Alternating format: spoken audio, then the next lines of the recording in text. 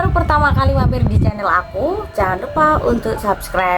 Kali ini akan membahas tentang film yang ngeri banget, dimana ada beberapa orang cantik yang diculik dan dibikin nggak bisa bergerak.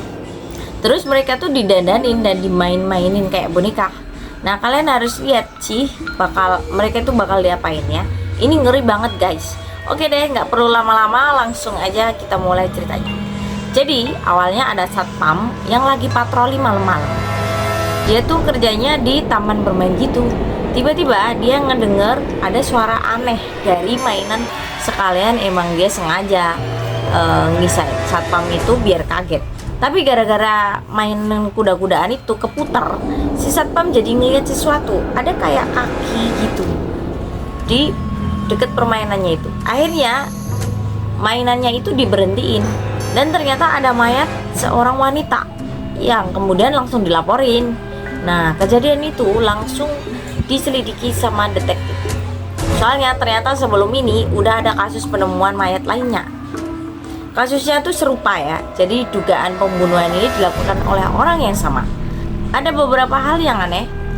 Kuku mayatnya tuh dikutek, rambutnya juga ditata rapi. Mereka dipakaikan baju yang bagus. Kedua mayatnya ini sama-sama cantik dan didandanin kayak sering dibius. Nah, pakainya obat tiametin. Saraf mereka jadi kena.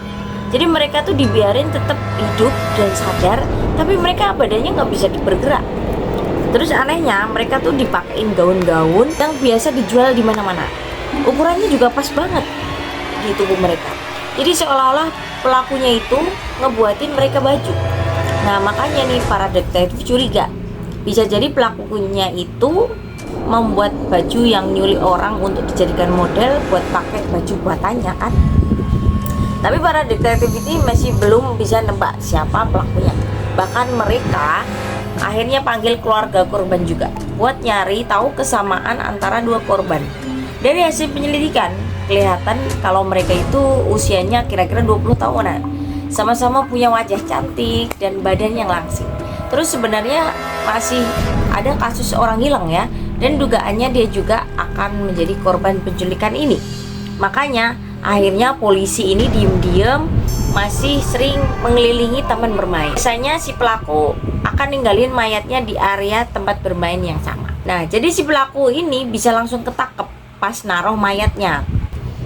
Nah, cewek ini sampai masuk ke mobil itu langsung disetrum dan dibawa. Dan ternyata inilah penjahatnya. Terus setelah dikait-kaitkan info-info orang yang hilang, ternyata ada 3 orang lagi yang hilang. Dan ciri-ciri fisiknya sama dengan 3 orang korban yang udah meninggal sebelumnya. Jadi si pelaku tuh selalu koleksi 3 orang untuk dijadikan boneka manusia. Yang satu rambutnya harus pirang, yang kedua rambutnya harus berhubung merah, dan koleksi satunya lagi harus wanita berkulit hitam. Dan bakal dia rawat terus sampai boneka manusia itu meninggal. Terus misalnya yang pirang ini meninggal, dia bakal nyari wanita lain yang pirang juga untuk ngegantiin koleksinya. Nah, ini nih di rumahnya si pelaku guys, ngeri banget. Jadi dia udah berhasil ngumpulin 3 orang yang baru kan untuk dijadikan boneka manusia.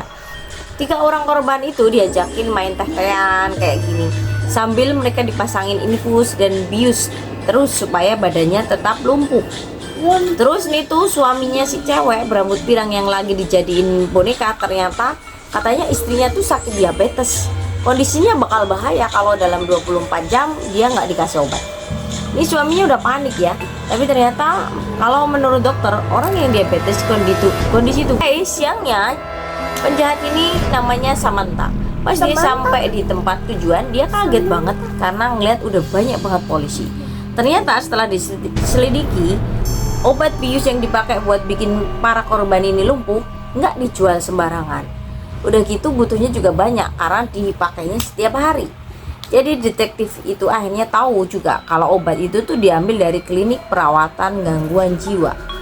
Nah, si bapak Samantha ini, polisi tuh lagi nanyain alamat tempat tinggalnya si Samantha karena takut dia langsung balik ke rumahnya dan udah hampir sampai. Dan untungnya cewek yang baju biru tadi berhasil nyadarin cewek yang tadi supaya buru-buru balik ke kursi. Dan berhasil nih, mereka bisa balik ke posisi semula supaya si Samantha-nya nggak curiga.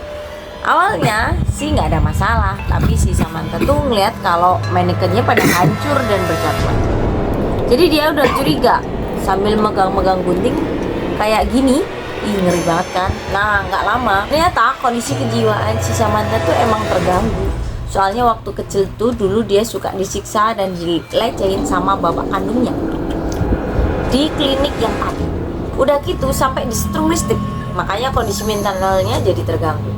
Dan dulu si Samantha ini punya 3 boneka yang jadi temennya. Satu pirang, satu rambutnya merah, dan satu lagi berkulit gelap. Tapi bonekanya itu diambil sama ayahnya. Makanya dia jadi stres dan nyari boneka pengganti.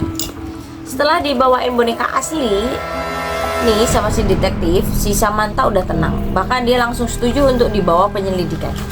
Dan cewek-cewek yang dijadikan boneka ini langsung dapat perawatan medis. Nah, gimana guys ceritanya? Ngeri kan? Bagaimana manusia dijadikan boneka? Berikutnya aku pasti bakal ceritain ke kalian cerita-cerita seru lainnya. Sampai jumpa.